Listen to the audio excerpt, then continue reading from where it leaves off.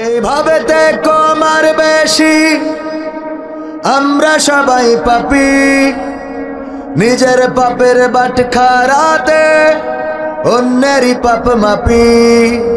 ঠিক না বেঠিক? এইভাবেতে কমার বেশি আমরা সবাই পাপী, নিজের পাপের বাটখারাতে অন্যেরই পাপ মাপি। ভাবি না ভাই আমি নিজে, ভাবি না ভাই আমি নিজে কত গুনাহগার, কি করে যে পার হইব গেলে পরপার।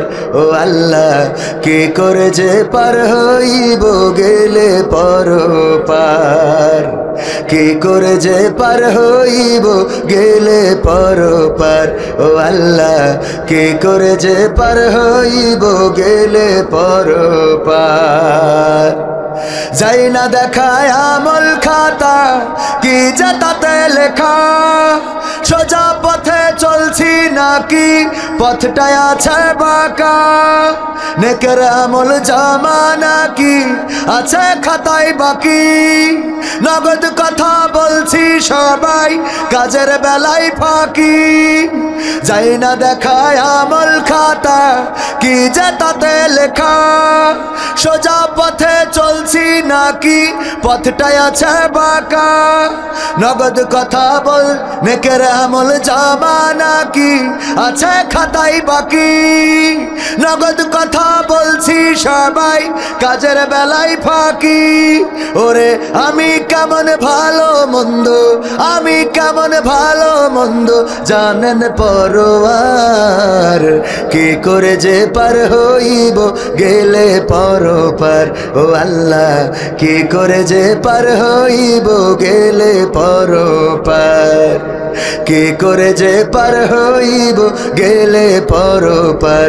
ও আল্লাহ, কি করে যে পার হইব গেলে পরপার। মিথ্যা কথা বলি ততক্ষণ যতক্ষণ আছে জোর, সত্য কথা প্রমাণ হলেই বোঝা যায় সে চোর। খোদার চেয়ে মানুষেরই বড় ভয়ে আছি, কার রহমে দয়া মায়াই এইভাবেতে বাঁচি।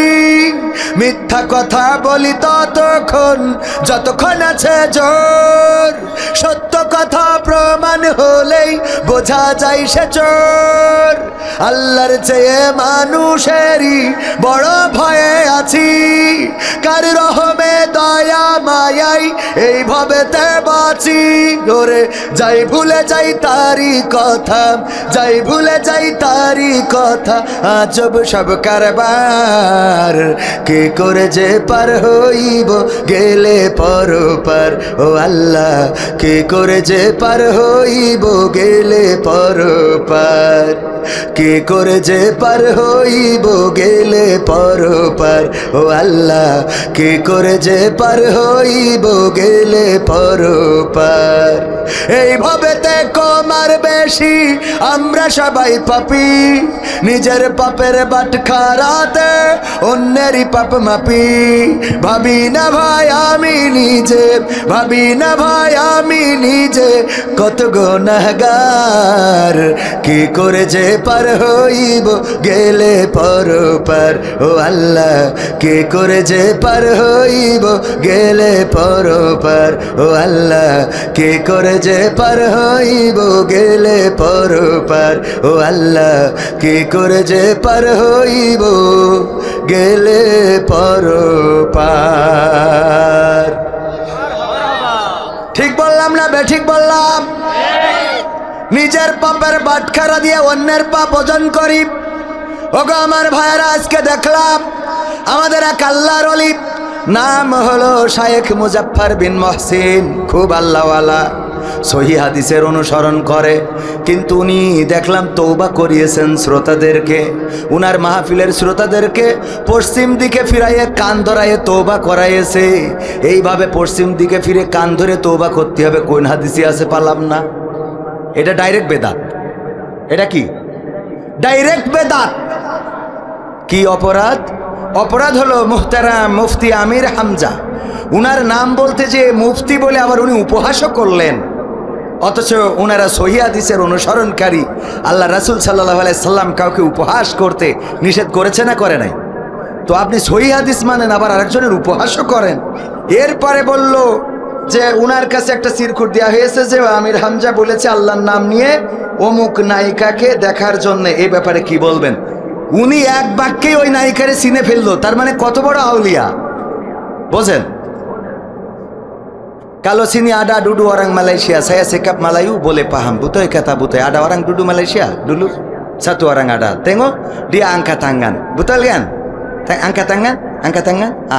Itu satu orang dia duduk Malaysia. Saya sikap Melayu dia sudah paham. Itu orang pun dulu duduk Malaysia dia ada paham, betul kan?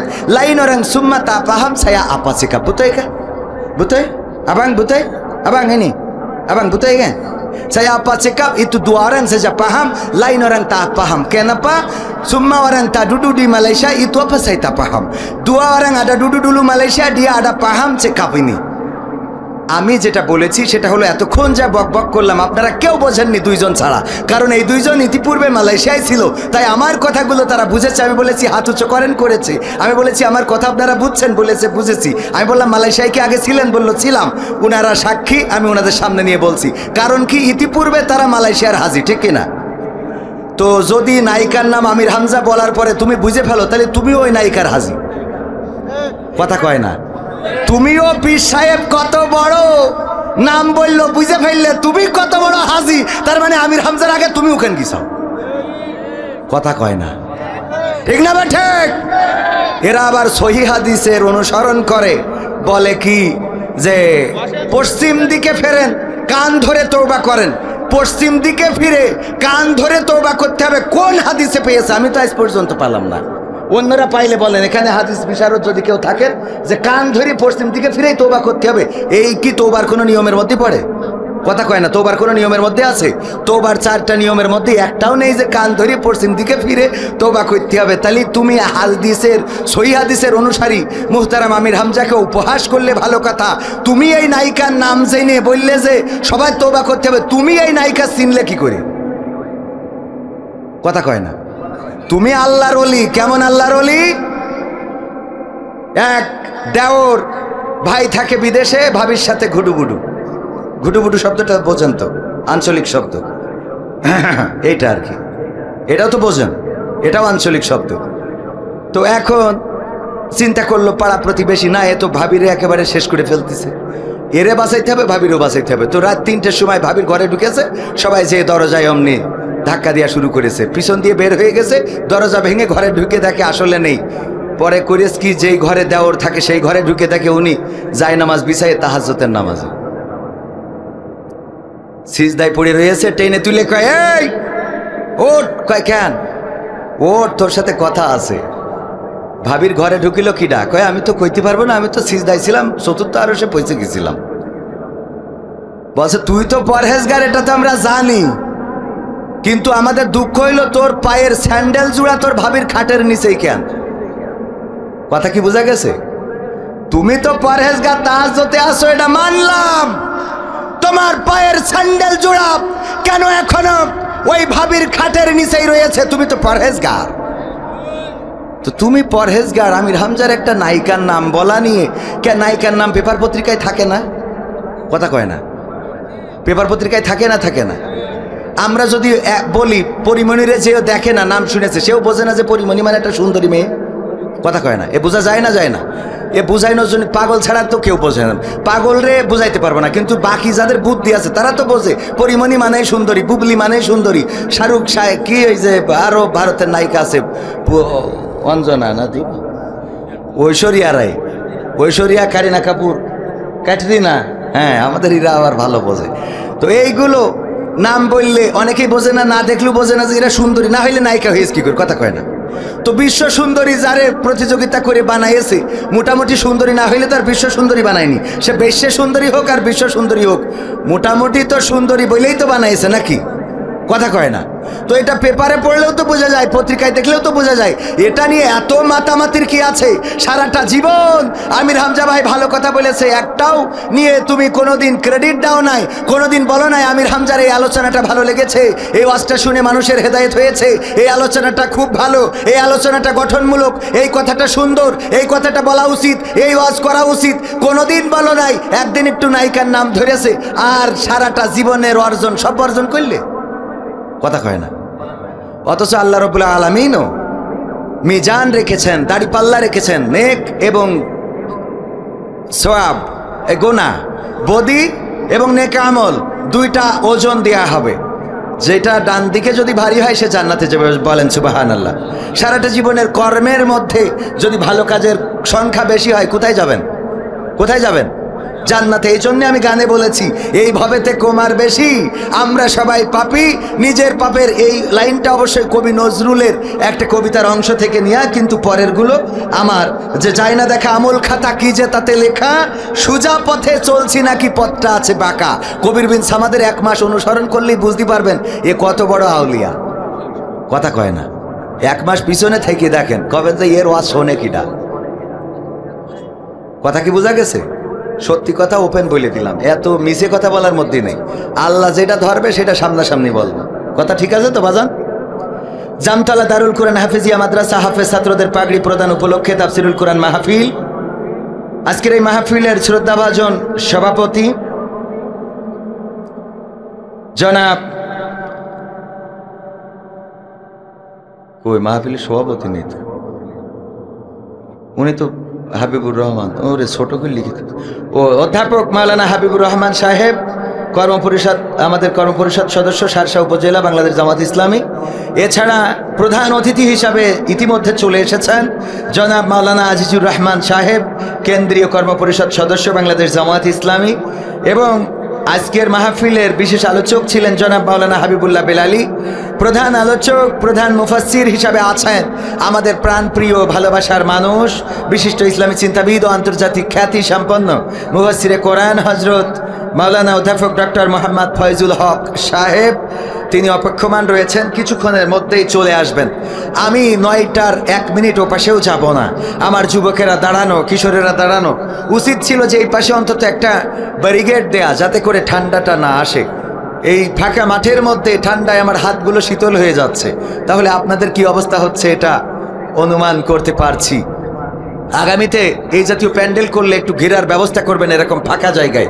আল্লাহ তাওফিক দিন, বলেন আমিন। উপস্থিত আছেন ডানে বামে গণ্যমান্য ব্যক্তিবর্গ, আমার সামনে উপবিষ্ট দিনদার ইমানদার মুসলমান ভাই বাবাজিরা, আমার সাথে সফর সঙ্গী হিসাবে এসেছেন আমার ঠিকানা কালচারাল ফাউন্ডেশনের গুরুত্বপূর্ণ সব কর্মীগুলো, সহযোদ্ধা রকি হোসেন, মারুফ হোসেন, আল আমিন, এবং এসেছেন আমার ছোটবেলার ওস্তাদ জনাব গোলাম সরোয়ার।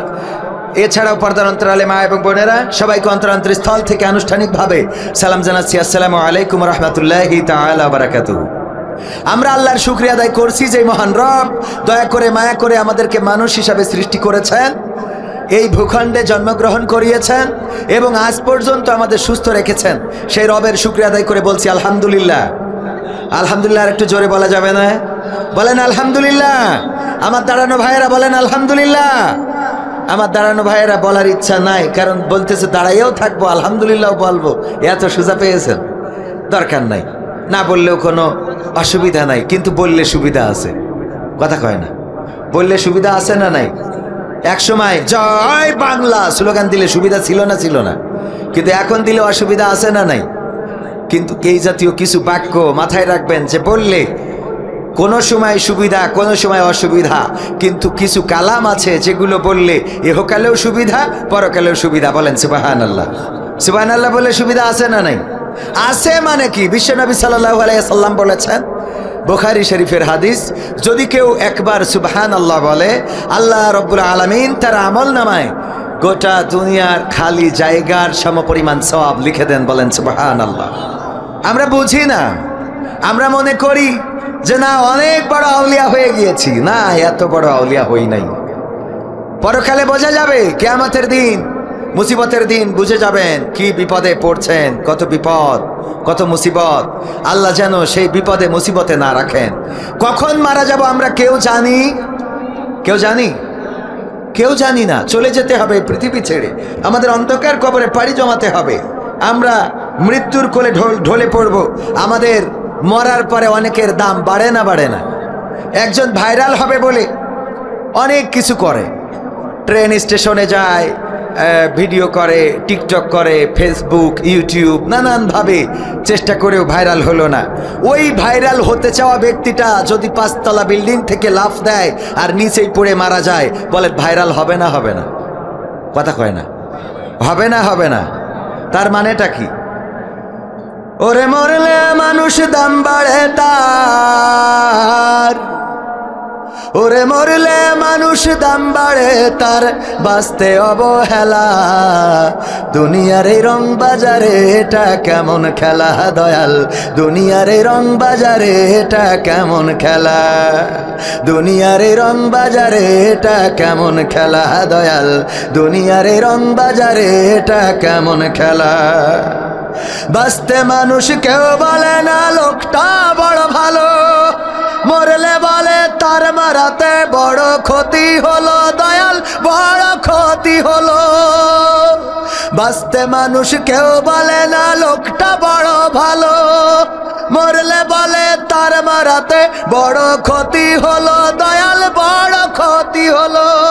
ওরে দেখতে আসে স্বজন সুজন, ওরে দেখতে আসে স্বজন সুজন, ডোবে যখন বেলা। দুনিয়ার এই রং বাজারে এটা কেমন খেলা দয়াল, দুনিয়ার এই রং বাজারে এটা কেমন খেলা, দুনিয়ার এই রং বাজারে এটা কেমন খেলা দয়াল, দুনিয়ার এই রং বাজারে এটা কেমন খেলা।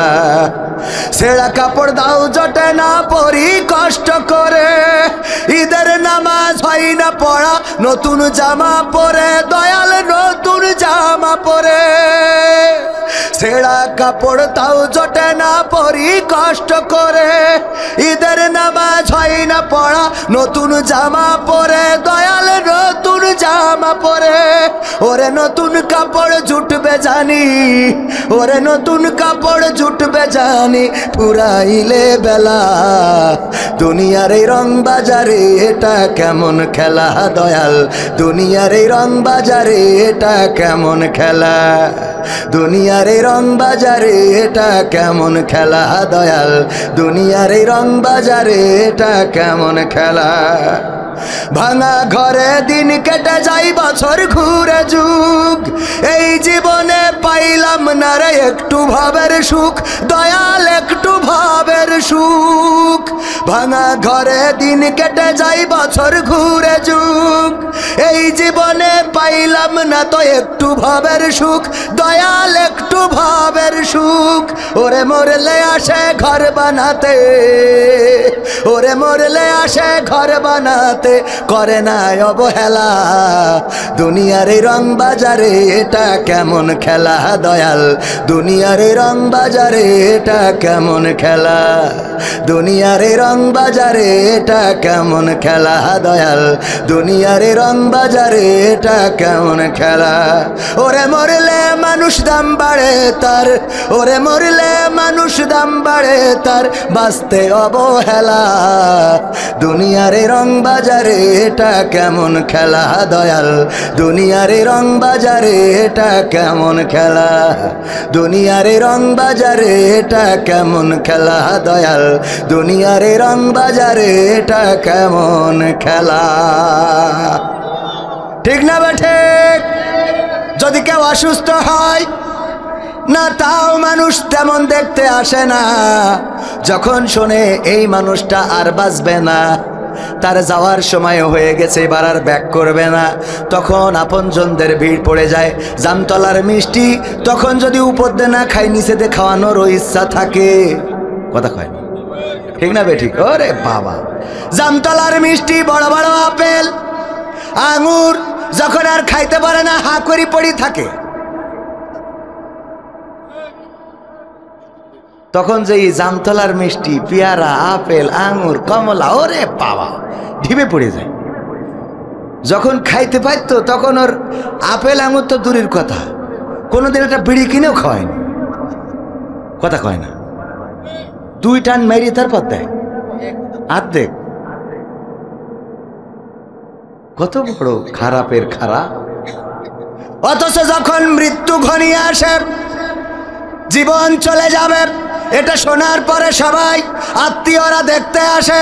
কেউ আনে মিষ্টি, কেউ আনে জামতলার রসগোল্লা, কেউ আনে কুমিল্লার রসমালাই, কেউ বগুড়ার দই, কেউ আপেল, আঙুর, কমলা সব নিয়ে দেখতে আসে। ফলের ভিড় পড়ে যায়। আর বাবা তো হা করে পড়ে আছে, যা টাকরার মধ্যে চামচ দিয়ে ঢুকাতে হয়, ওই সময় ঢুকাই আরো যন্ত্রণা বেশি না কম। এমনি ঘর ঘর করতেছে, ওর মধ্যে আবার ঢুকাইছেন, যা আরো 2 ঘন্টা বাঁচতো, আরো 2 ঘন্টা আগে ফ্লাইট হয়ে যায়। কথা কয় না, ঠিক না বেঠে? ওগো আমার ভাইরা, এরপরে যদি মারা যায়, যার ছেঁড়া কাপড়ও জোটে না, তার নতুন জামা তো দূরের কথা, ঈদের দিন নতুন জামা কেনার টাকা হয় না, তারও কাফনের কাপড়ের অভাব হয় না, ঠিক না বেঠে? তার কাফনের কাপড়ের অভাব হয় না। গ্রামের মানুষেরা যদি এখানে কেউ দাঁড়িয়ে থাকে আর বলে, বাবা আমি অসুস্থ, 2টা পয়সা দাও, একটু চিকিৎসার জন্য দরকার, না পয়সা পাওয়া যাবে না, কেউ টাকা দিবে না, কেউ সহযোগিতা করবে না। 2-1জন করলে ভিন্ন কথা, কিন্তু যদি কেউ মারা যায় আর লাশটা যদি ঢাকা থাকে আর বলে এই লাশের দাফন কাফন করতে হবে, তখন সবাই টাকা দেয়। তার মানে তোমার দুনিয়াতে পাঠাইনোর জন্য সবাই প্রস্তুত। তোমার ঘর নাই, বাড়ি নাই, তাতে কিছু নাই। তোমার যদি ঝড়ে টিন উড়ে যায়, জন তাও টাকা দিয়ে দেখে আনা লাগে, তাছাড়া তোমার ওই টিন কেউ লাগিয়ে দিবে? কথা কয় না, লাগিয়ে দেয়? হঠাৎ ঝড় আসলো, ঘরের চাল উড়ে চলে গেল, ঘরের ছাউনি উড়ে চলে গেল। আপনি যতই গরিব হন, আপনার ওই চালের ছাউনি, আপনার ওই ঘরের ছাউনি লাগানোর জন্য কোনো লোক পাওয়া যাবে না যতক্ষণ না আপনি টাকা দিতে চাইবেন। অথচ আপনি যখন মারা যাবেন, তখন আপনার ঘর বানানোর লোকের অভাব হবে না।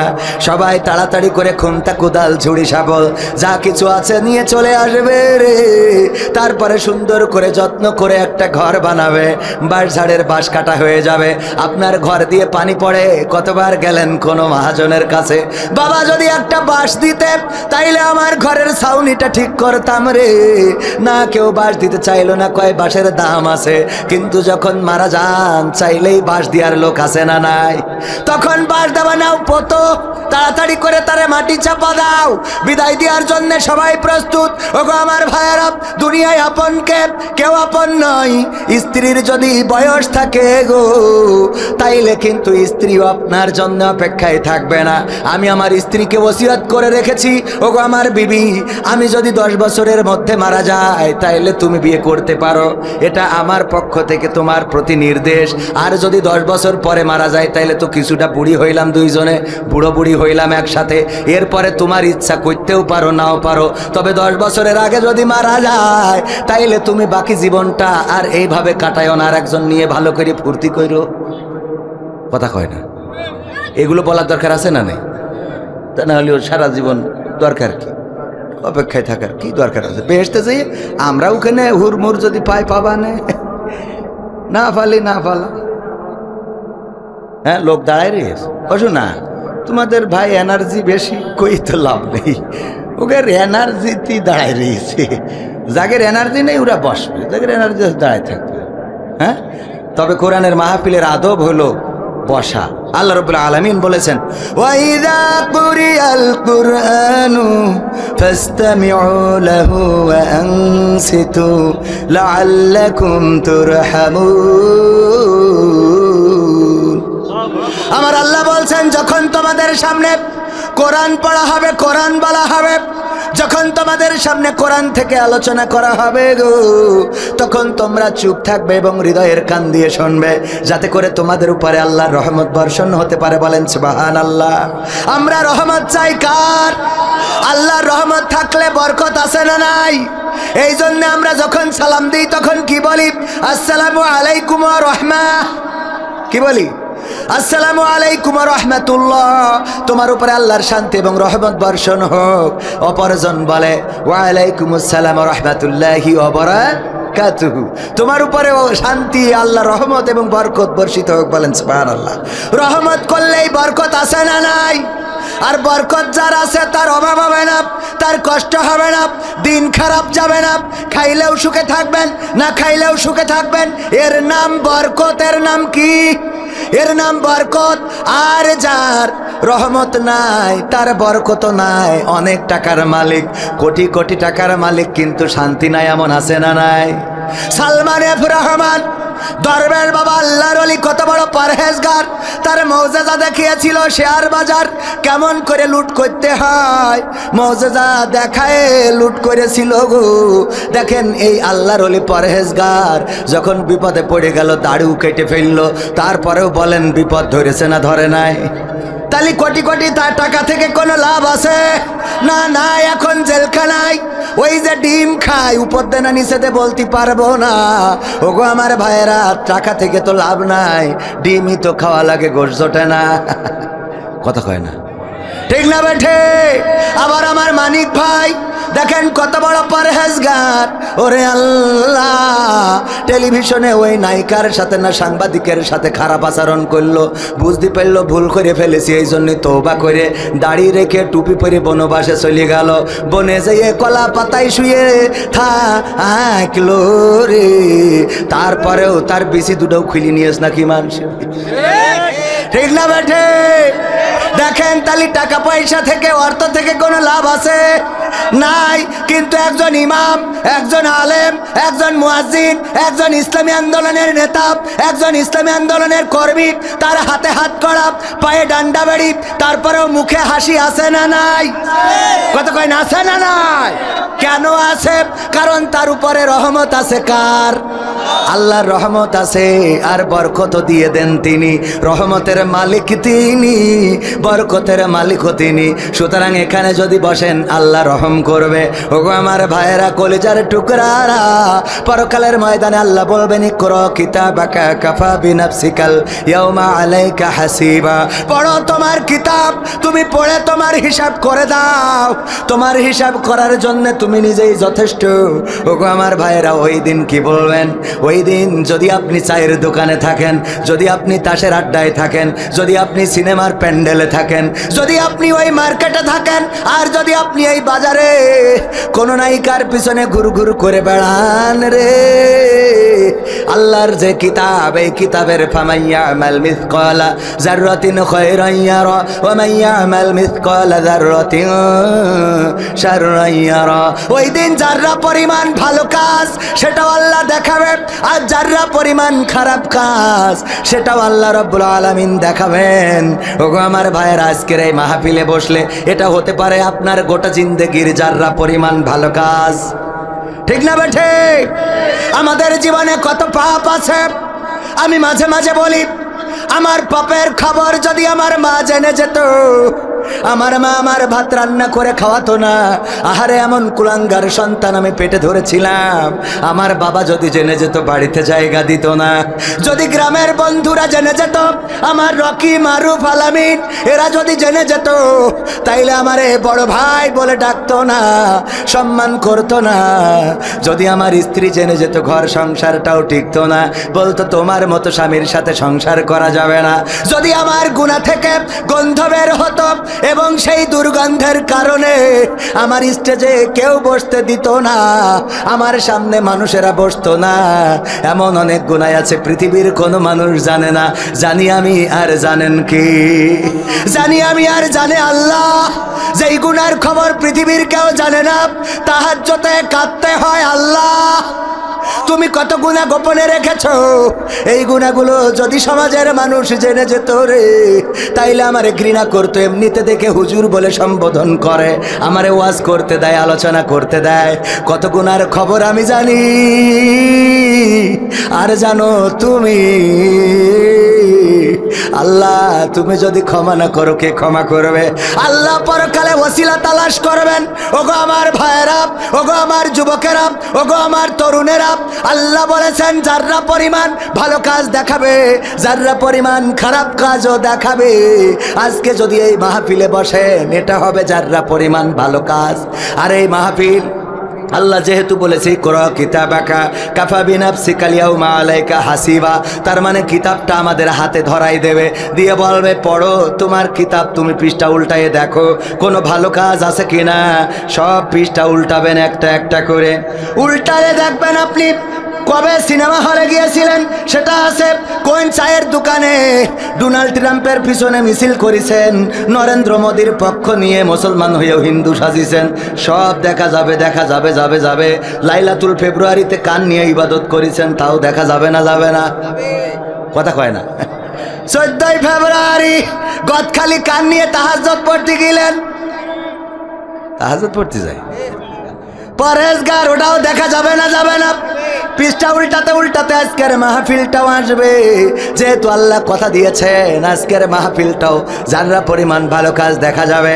এই শীতের এই ঠান্ডার মধ্যে যারা বসে আছেন রে, আল্লাহ রাব্বুল আলামিন যদি চান পরকালের ময়দানে আজকের এই ঠান্ডার মধ্যে মাহফিলে বসে থাকাকে কেন্দ্র করে যদি বলার সুযোগ দেয়, যেহেতু আল্লাহ বলেছে যে ইকরা কিতাবাকা, মানে পড়তে বলেছে, পড়ো তুমি তোমার কিতাব। আল্লাহ আমাকে পড়তে বলেছে, তাহলে আমি পড়ে অবশ্যই ভালোটা দেখাতে পারবো, ঠিক কিনা? এই বইয়ে অনেকগুলো গান লেখা আছে, 100টারও বেশি। এই গানের মধ্যে একটা গান আছে, বলবো? আমার দুলা ভাই মানা করতেস, হ্যাঁ দুলা ভাই মানা করতেস, তাহলে দুলা ভাইয়ের মানা শুনেই আমি বলছি। দুলা ভাই যেহেতু মানা করিছে, আমি তাহলে অল্প একটু বলি। ক্ষমতায় কেউ স্থায়ী হয় না, হোক না সে হাসিনা কি বারে না, সে আরটা চিরকাল থাকে না। ক্ষমতায় কেউ স্থায়ী হয় না, মুজিবুর বেশি দিন থাকেনি। দুলা ভাই এটা আমি বুঝাইনোর জন্য উদাহরণ হিসেবে গাচ্ছি, ঠিক আছে? হ্যাঁ, উদাহরণ হিসেবে। মুজিবুর বেশি দিন থাকেনি, জিয়াউর কেউ তো রাখেনি। মুজিবুর বেশি দিন থাকেনি, জিয়াউর কেউ তো রাখেনি। এরশাদ চলে গেছে পৃথিবী ছেড়ে, এরশাদ চলে গেছে পৃথিবী ছেড়ে, কেউ আজ তার কথা কয় না, ঠিক না বেঠে? ক্ষমতায় কেউ স্থায়ী হয় না, হাসিনা ক্ষমতা ধরে রাখতে আয়না ঘর বানিয়েছিল, জনগণের রোশানলে দাদার দেশে পালিয়ে গেল।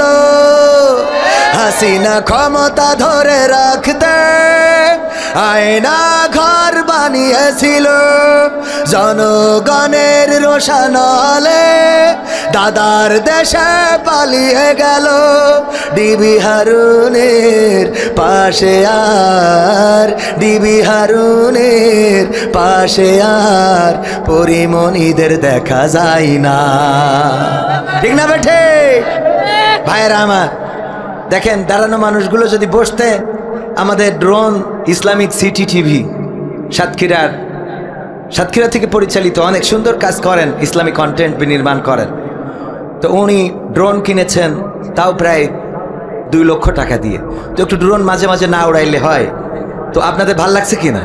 তো এখানে বসে গেলে তো এই ড্রোনে আপনাদেরও দেখা যাবে, এটা একটু রেকর্ড হয়ে থাকুক, পৃথিবীবাসী দেখুক, পরকালেও এটা থাকবে না? তো একটু এই যে ফাঁকা জায়গাটা, আমার যুবকেরা, কলিজার টুকরারা, পায়ে হাত দিয়ে বলি, একটু এখানে এসে বসেন। এখানে বসলে আল্লাহ গুনাহ তো দিবেনই না, বরং দিবেন কি? সওয়াব। শুধু তাই না, যতক্ষণ বসবেন সওয়াব হবে, পাশাপাশি গুনাহ ক্ষমা করে দিবেন কে? সগীরা গুনাহগুলো ঝরে যেতে থাকবে, বলেন সুবহানাল্লাহ।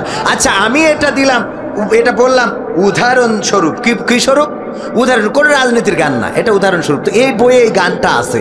এখন যদি কোনোভাবে আমাদের নেত্রী চট করে ঢুকে পড়ে, আর আমি যদি বলি যে আমি আওয়ামী লীগের লোক, তো আমার বই দেখাই বলবে এ লিখিল কিনা, এটা কর। আমি যদি বলি না আমি লিখিনি, তাহলে এখানে আমার নাম আছে না নাই? কথা কয় না, আছে না নাই? কাঠি খোলা হবে না কথা কয় না।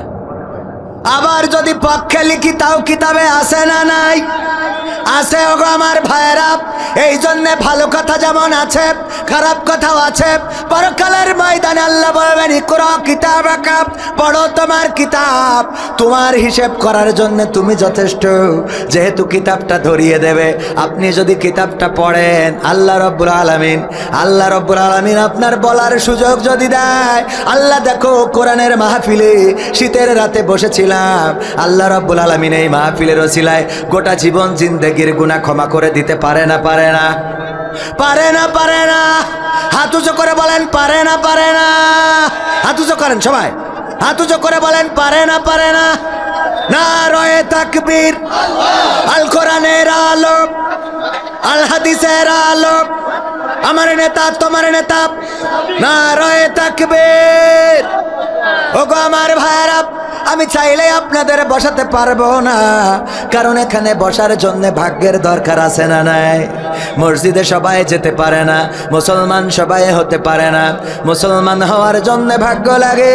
সবাই যদি মুসলমান হইতে পারতো তাইলে আবু তালিব 1 নম্বর মুসলমান হতো, ঠিক না ঠিক? আবু জাহেল 2 নম্বর, কারণ আবু তালিব নবীর আপন চাচা আর আবু জাহেল স্বাস্থ্য চাচা। কি চাচা? স্বাস্থ্য চাচা। স্বাস্থ্য চাচা তো ভাই এরকম বলে না, তো উনি স্বাস্থ্য চাচা। আর আবু তালিব হলো আপন চাচা, কিন্তু আপন চাচার কপালেও কালেমাটা জোটে, কথা কয় না। এই জন্যে এখানে আপনারা কষ্ট হইলেও আমার মুহতারাম অধ্যাপক ডক্টর ফয়জুল হক স্যার উনি আসবেন, উনার পরিবেশ করে দেওয়ার জন্যই মূলত আমার আজকের মাহফিলটা নিয়ে কনফিউশন ছিল যে আব্দুল্লাহ ভাই বলছিল এখনো ঠিক আছে, ঠিক রাখো, দেখা যাক ঠিক থাকবে হয়তো। তো এর মধ্যে আবার আর একটা মাহফিল ঢুকে পড়েছে হুট করে পোষণ দিয়া। তো এখন কি করব, এখানে জন খেটে আবার ওখানে কামলা দিতে যাইতে হবে। তো যার জন্য সময় খুবই অল্প। আপনারা বসলে যদি এই বাড়তি কথাগুলো না বলা লাগতো তাহলে আরো একটু বেশি কথা বলা যেত, ঠিক না? পরকালের ময়দানে আদম সন্তান 5টা প্রশ্নের উত্তর না দেওয়া পর্যন্ত কেউ তার কদম উঠাতে পারবে? কদম উঠাতে পারবে? পারবে না। এই জন্যে এই 5টা প্রশ্ন নিয়ে আমি একটু আলোচনা করতে চাই। আর পবিত্র কোরআনের সূরা সফ, সূরা নম্বর 61, পারা নম্বর 28, সেখানকার সম্ভবত ভুল যদি না বলি 10-11, ইয়া আইয়ুহাল্লাযীনা আমানু হাল আদুল্লুকুম, এটা কয় নম্বর আয়াত? হাফেজরা কইতে হবে। হ্যাঁ, 10-11 নাকি 9-10? যাই হোক, মানে মাঝে মাঝে ভুলে যায়। আমি তো ভালো আলোচক না, আপনারা জানেন, মুফাসসিরও না, আমি হলাম মুসাফির। অনেকেই বলে পবিত্র কোরআনের মুফাসসির বা মুফাসসিরে কোরআন। আমি বলি ভাই মুফাসসিরে কোরআন বললেন না, আমি হলাম মুসাফিরে কোরআন। কি কোরআন? মুসাফিরে কোরআন, মানে সফর করে আসেছি একটু কোরআন থেকে জ্ঞান নেওয়ার জন্যে। এই জন্য আমি কি কোরআন, একজন চা বিক্রি করে, তার দোকানের নাম হইল আলহাজের চার দোকান। তো আমাদের এক বক্তা যে বলছে আপনি সত্যি মানে চা বেছে আবার আলহাজ, একটা বিষয় আছে না যে আলহাজ আপনি চা বিক্রি করেন, চা বিক্রি করে হজ করেছেন? তা বলছে আসলে আমি আলহাজ না, আমি হলাম জেল হজ। কি হজ? জেল হজ। কেন? তা বলছে আমি আগে গাঁজার ব্যবসা করতাম, গাঞ্জা আর কি, ওইটার ব্যবসা করতাম। তো আমার পুলিশই ধরি জেলে দিছিল। ওখানে ঢুকার পরে দেখি এখানে দেলোয়ার হোসেন সাইদি, মামুনুল হক, আমির হাসান, সব পীর সাহেব। তো ওখানে দেখলাম এখানে যেহেতু তো এত বড় বড় আল্লাহর আউলিয়া, তো উনাদের সোহবত পেয়ে আমি কিছুটা নিজের পরিবর্তন করে নিছি। যেখানে নিজে গাঞ্জা খাইতাম আবার বিক্রি করতাম, সেখানে সব ছেড়ে দিয়ে এখন আমি চা বিক্রি করি খাই। এই জন্য লোকে আমার উপহাস করি, বলে আলহাজ। কি হজ? আসলে আমি আলহাজ না, আমি হলাম জেল হজ। কি হজ? জেল হজ, মানে জেলেতে পরিবর্তন হয়েছে। এই জন্যই মানুষ উপহাস করি, বলে আলহাজ হয়েছে। মানে আগে গাঁজা বেচতো, যারা গাঁজা পায় না ওরা খায় আরে হাজি হয়েছে। এরকম আছে না অনেকে? দেখবেন যে খারাপ কাজ করলে ওরে বাবা খুব খুশি, যেই 2 ওয়াক্ত নামাজ পড়ে উপহাস শুরু করে দেয়। ওরে বাবা তুই তো নামাজ হয়ে গেছি রে, এত ভালো হলো কিভাবে? ঠিক না বেঠে? এত ভালো হয় কিভাবে? তো এই জন্যে বাইরে আমার তো এই আমি হলাম ওরকম একজন। আমি কি মুসাফির, কোরআনের কি মুসাফির। তো আপনারা একটু বসলে আলোচনা করব। আল্লাহ রাব্বুল আলামিন পবিত্র কোরআনে বলেছেন, ইয়া আইয়ুহাল্লাযীনা আমানু হাল আদুল্লুকুম আলা তিজারাতিন তুনজিকুম মিন আযাবিন আলিম। ওগো ঈমানদারেরা, আমি কি তোমাদের এমন কোনো ব্যবসার কথা বলে দেব যে ব্যবসা করলে আল্লাহ রাব্বুল আলামিন তোমাদের কঠিন জাহান্নামের ভয়াবহ আযাব থেকে বাঁচিয়ে দেবে? সেই ব্যবসার সন্ধান কি আমি তোমাদের দেব? এই প্রশ্নটা ছুড়ে দিয়েছেন কে? সবাই বলেন কে? আল্লাহ আমাদের কাছে প্রশ্ন করেছেন, আমি কি তোমাদের একটা ব্যবসার কথা বলবো যে ব্যবসা করলে তোমরা কঠিন জাহান্নামের ভয়াবহ আযাব থেকে বেঁচে যাবে? কত সুন্দর কথা! এত সুন্দর কথা পৃথিবীর কোনো মানুষ বলতে পারে না, এত সুন্দর কথা পৃথিবীর কোনো মানুষ বলে নাই, এত সুন্দর কথা কোনো কবি সাহিত্যিক বলে নাই। এটা কবি নজরুলের কথা নয়, রবীন্দ্রনাথ ঠাকুরের কথা নয়, এটা আল্লামা সাঈদীর কথা নয়, হাফিজুর রহমান সিদ্দিকীর কথা নয়, মামুনুল হকের কথা নয়। এই কথাটা কার? আল্লাহ প্রশ্ন করেছেন, কোন ব্যবসা কি ধরিয়ে দেব যে ব্যবসা কঠিন জাহান্নামের ভয়াবহ আযাব থেকে বাঁচিয়ে দেবে? আমার আল্লাহ যদি এরকম একটা ব্যবসার সন্ধান দিতে চায়, আমরা নিতে রাজি আছি না নাই? আল্লাহ জানতেন বান্দারা এটাই বলবে, আল্লাহ দাও সেই ব্যবসাটা আমাদের দেখিয়ে দাও, কোন ব্যবসা করলে আমরা জাহান্নাম থেকে বেঁচে যাব। আল্লাহ পরবর্তী আয়াতে বললেন, তুমিনুনা বিল্লাহি ওয়া রাসূলিহি ওয়া তুজাহিদুনা ফি সাবিলিল্লাহ বিআমওয়ালিকুম ওয়া আনফুসিকুম যালিকুম খায়রুল লাকুম ইন কুনতুম তা'লামুন। আল্লাহ বলছেন সেই ব্যবসাটা হলো আমি আল্লাহর প্রতি ঈমান এবং আমার রাসূলের প্রতিও ঈমান। আর আমি তোমাদের যে কি দিয়েছি? বিআমওয়ালিকুম, মাল দিয়েছি। কি দিয়েছি? বিআমওয়ালিকুম, মাল দিলাম, ওয়া আনফুসিকুম, এবং তোমাদের যে জান দিলাম, এই জান আর মাল দিয়ে আমার রাস্তায় সংগ্রাম করতে হবে, তবেই তোমরা সফল কাম হবে। যদি তোমরা এটা জানো, বলেন সুবহানাল্লাহ। তবে আমরা কি হব? আল্লাহ বললেন, ওগো আমার বান্দারা, আমি তোমাদের একটা ব্যবসার সন্ধান দিই, যেই ব্যবসা করলে তোমরা কঠিন জাহান্নামের ভয়াবহ আযাব থেকে বেঁচে যাবে। আর সেই ব্যবসাটা হলো আমি আল্লাহর প্রতি ঈমান, আমার রাসূলের প্রতি ঈমান। আর আমি তোমাদের যে মাল দিলাম আর জান দিলাম, সেটা দিয়ে আমার দিন কায়েমের জন্য, আমার কোরআন কায়েমের জন্য সংগ্রাম করতে হবে। যদি তোমরা এটা করো, তবেই তোমরা সফল কাম হবে। এটা যদি তোমরা জানো, ওগো আমার ভাইরা, আল্লাহ জানিয়ে দিলেন সফল কাম হওয়ার রাস্তা, আল্লাহ জানিয়ে দিলেন জাহান্নাম থেকে মুক্তি পাওয়ার রাস্তা। আর আমরা যদি সেই রাস্তা ছেড়ে দিয়ে শয়তানের দেখানো রাস্তা মতো চলি, বলেন আল্লাহর দেওয়া জান্নাত কি আমাদের কপালে আর জুটবে? কথা কয় না, জুটবে? মৃত্যুর পরে এই দুনিয়ার জীবন অতি সংক্ষেপের। আমি কতদিন বাঁচবো জানি না, কখন চলে যাব জানি না। একজন সতর্ক করেছিলেন, কত সুন্দর করে গান লিখেছিলেন, চোখের পলকে তুমি হতে পারো লাশ, চিরতরে বন্ধ হবে তোমারই নিঃশ্বাস, হবে আলাম তোমারই নাম মসজিদের মাইকে, হবে আলাম তোমারই নাম মসজিদের মাইকে। বাড়িওয়ালা নাই রে বাড়ি নাই রে দুনিয়াতে, বাড়িওয়ালা নাই রে বাড়ি নাই রে দুনিয়াতে, বাড়িওয়ালা নাই রে বাড়ি নাই রে দুনিয়াতে, বাড়িওয়ালা নাই রে বাড়ি নাই রে দুনিয়াতে। গানটা শুনেছেন না শোনেন নাই? শুনেছেন? কারা কারা শুনেছেন একটু হাত দেখতে চাই। সবাই শুনেছেন? ঠিক আছে, কথা সবাই বলবেন না, বোঝা হয়ে গেছে। অনেকের শীতে কথা বের হয় না, আর অনেকের হিসাব হলো, হুজুরে তো টাকা দিয়ে এনেছি, আমরা কেন এত কথা বলবো? যা বলার হুজুর বলবে। ঠিক না বে ঠিক? টাকা খরচ করে হুজুর আনলাম, আমরা কথা বলতে যাব কেন? এমন যদি মানসিকতা হয়, তাইলে আমার পরিবর্তন আমি তো করতে পারবো না। পরিবর্তন করার মালিক কে? পরিবর্তন করার মালিক কে? এই আল্লাহর নাম নিতেও যাদের কষ্ট হয়, বাবা রে, কবরে যাওয়ার পরে প্রথম প্রশ্ন, মান রব্বুকা, তোমার রবকে? রব্বি আল্লাহ। আল্লাহর নাম যারা নিতে পারে না, আল্লাহর নাম যারা নেয় না, সারাদিন কত নাম জপলেন, বঙ্গবন্ধু, বঙ্গবন্ধু, তারেক জিয়া, খালেদা জিয়া, জিয়াউর, এরশাদ, নিজামী, শফিকুর রহমান, কত নাম। আল্লাহর নাম জপার সময় হইল না, অথচ মারা যাওয়ার পরে এই জাতীয় আল্লাহর ওলি একজনও কাজে লাগবে? দুনিয়ায় তাই যার মতো সে চলে গেছে। কথা কয় না, এই ঠিক বলছি না বেঠিক? দুনিয়ায় তাই যার মতো সে। আবার যারা এখন টাইম লাইনে যদি বিপদে পড়ে এরা আবার হারিয়ে যাবে না, যাবে না? কথা কয় না, যাবে না, যাবে না? কিন্তু যদি কেউ আল্লাহর পথে থাকে, কোরআনের পথে থাকে, রাসূলের পথে থাকে গো, তাইলে তারা হারানোর কোনো ভয় নাই, পালানোর কোনো ভয় নাই। কারণ সে জানে ঘরের মধ্যেও আল্লাহ আছে না নাই, উঠানে দাঁড়াইলেও আল্লাহ আছে না নাই, রাতের অন্ধকারেও আল্লাহকে পাওয়া যায় না, যায় না? দিনের আলোতেও আল্লাহকে পাওয়া যায় না, যায় না? যদি আপনি মসজিদে যান সেখানেও আল্লাহ আছে রে। যদি আপনি ফাঁকা মাঠে আজান হয়ে গেছে সেখানেও আইলের পরে নামাজ যদি পড়েন আল্লাহ দেখে না, দেখে না? তার মানে আপনার বিপদে মুসিবতে কষ্টে দুঃখে সবসময় দেখেন কি? আল্লাহ কেমন করে দেখেছেন? ইউনুস আলাইহিসসালাম যখন পানির মধ্যে তাকে ফেলে দেওয়া হলো, ইউনুস আলাইহিসসালাম চিৎকার করে বললেন, লা ইলাহা ইল্লা আনতা সুবহানাকা ইন্নী কুনতু মিনাজ জালিমিন।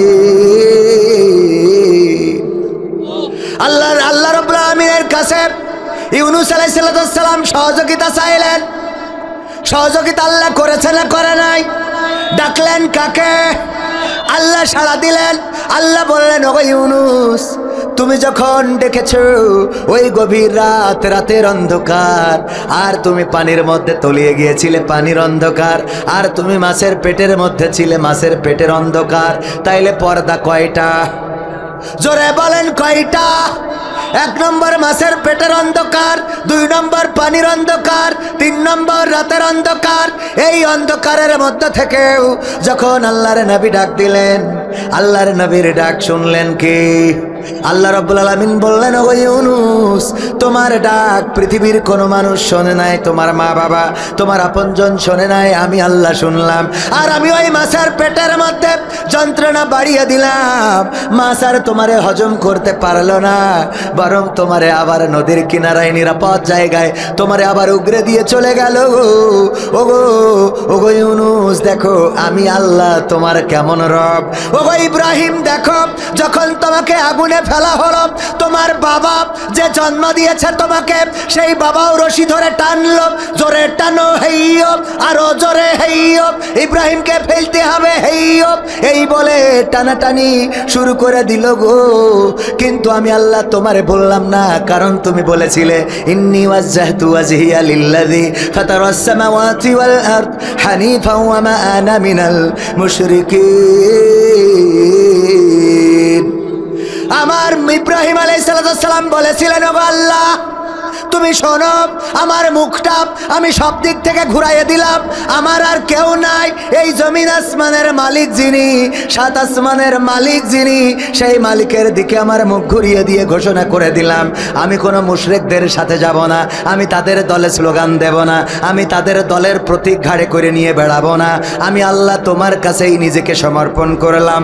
এই কথা বলার কারণে যখন আগুনে ফেলা হলো, তখন আপন বাবা জন্মদাতা পিতাও রশি টেনেছে, কিন্তু আমার আল্লাহ বলে নাই। আল্লাহ বললেন, ইয়া নারু কুনি বারদাও ওয়া সালামান আলা ইব্রাহিম। ওগো আগুন, তুমি আমার ইব্রাহিমের জন্য ঠান্ডা আরামদায়ক হয়ে যাও। ঠান্ডা আরামদায়ক হয়ে গেল, ফুলের বাগান হয়ে গেল। মুসা আলাইহিস সালাম যখন সাগরের কিনারায় অথবা নদীর কিনারায় দাঁড়ানো, সাহাবীরা বলল, ওগো মুসা, বিপদে নিজেও পড়েছো, আমাদেরও ফেললে। মুসা আলাইহিস সালাম বললেন, রব আছে, লা তাকনাতু মির রাহমাতিল্লাহ, আমরা আল্লাহর রহমত থেকে নিরাশ হতে পারি না। আল্লাহ রাব্বুল আলামিন বললেন, মুসা তোমার হাতে কি? বলল, লাঠি। লাঠি দিয়ে বাড়ি দাও, রাস্তা হয়ে গেল। ফিরআউন এসে বলে, এই রাস্তা আমার বাবার স্বপ্ন ছিল, নাও নামো। ফিরআউন নামলো মাঝামাঝি, আর এই মুহূর্তে মুসা আলাইহিস সালাম বাহিনী নিয়ে ওপারে উঠে গেল। তারপরে পিছনের দিকে তাকিয়ে দেখলো আল্লাহর ওলিদের কি অবস্থা। তাকায়ে দেখে, আহারে, পানি একত্রিত হয়ে গেছে, সবাই সুবানি খায়। ওগো আমার ভাইয়েরা, যারা আল্লাহর কাছে নিজেদেরকে সঁপেছে, কাবার ঘটনা তো সবার জানা। নবী জন্মের 50 দিন পূর্বে সাল্লাল্লাহু আলাইহি সাল্লাম, তার জন্মের 50 দিন পূর্বে আব্রাহা এসেছিল কাবা ভাঙার জন্য। কেন ভাঙবে? কারণ আব্রাহা একটা গির্জা বানালো আর সবাইকে বললো আসো এই গির্জায় তোমরা উপাসনা করো আর তোমরা কাবায় হজ করতে যাবা না, এখন থেকে হজ করতে হবে। আমি যেহেতু প্রেসিডেন্ট, আমি যেহেতু বাদশাহ, আমার কথা মতো এই আমার গির্জাটারে তাওয়াফ করতে হবে, এখানেই হজ করতে আসতে হবে। কিন্তু না, কেউ তো আইলই না। তখন তো পৌত্তলিক যুগ ছিল। তারপরে অনেকেই ক্ষিপ্ত হয়ে তার গির্জায় পায়খানা করে রেখে আসলো।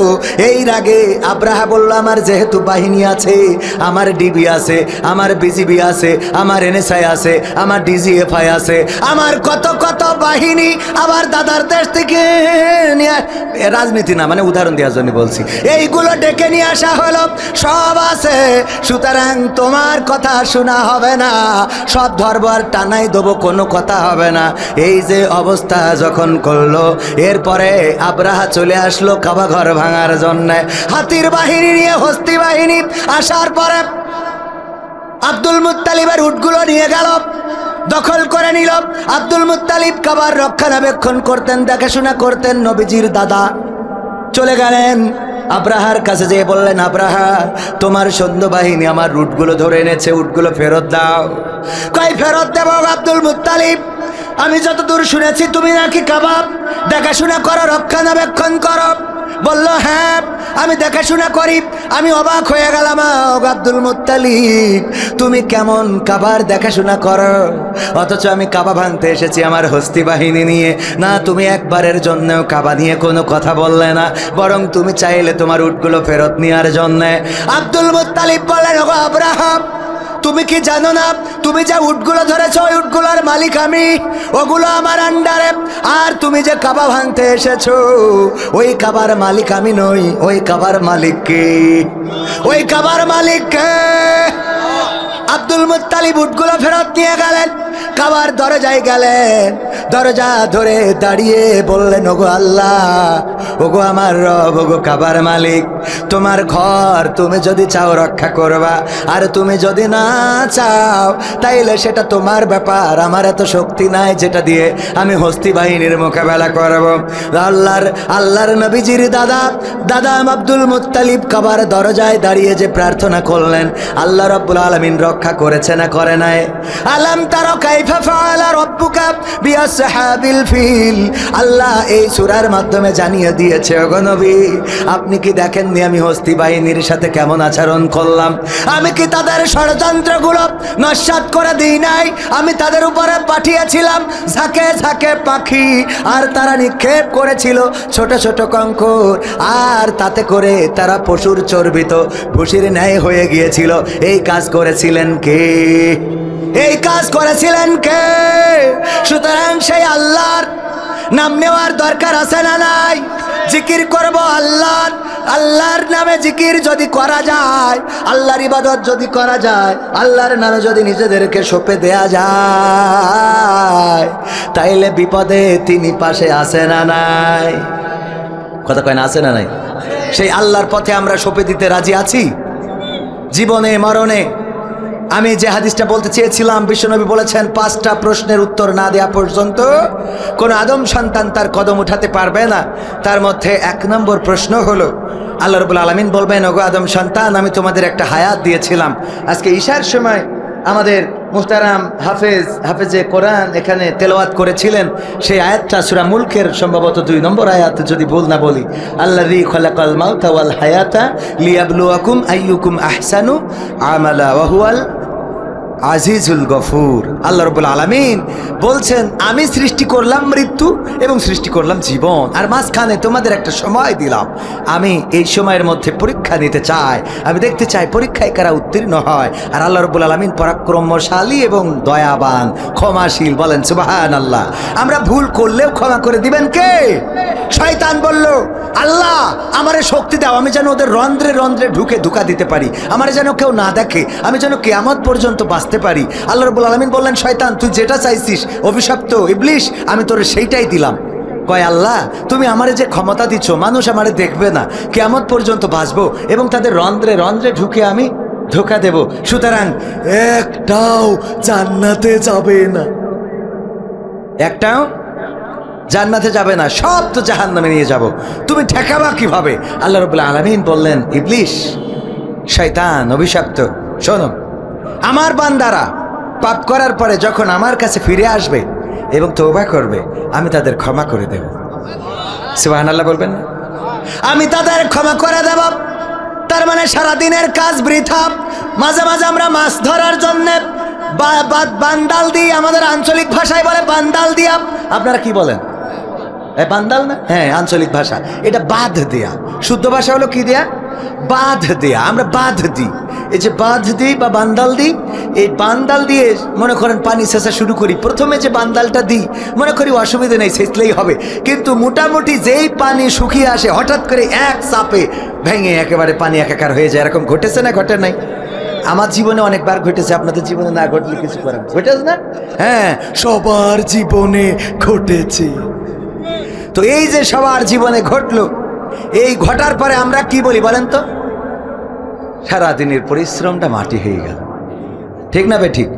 শয়তানও কাঠি করে করে রকির লাইলাতুল ফেব্রুয়ারিতে গদখালি পাঠাই দিয়েছে, যাও ঘোরো মোটর সাইকেলে গিয়ার দাও।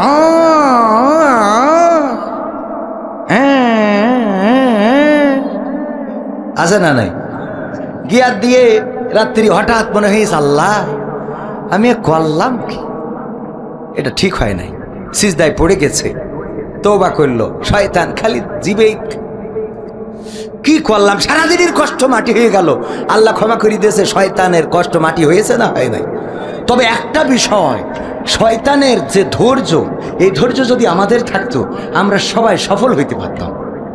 কি হইতে পারতাম?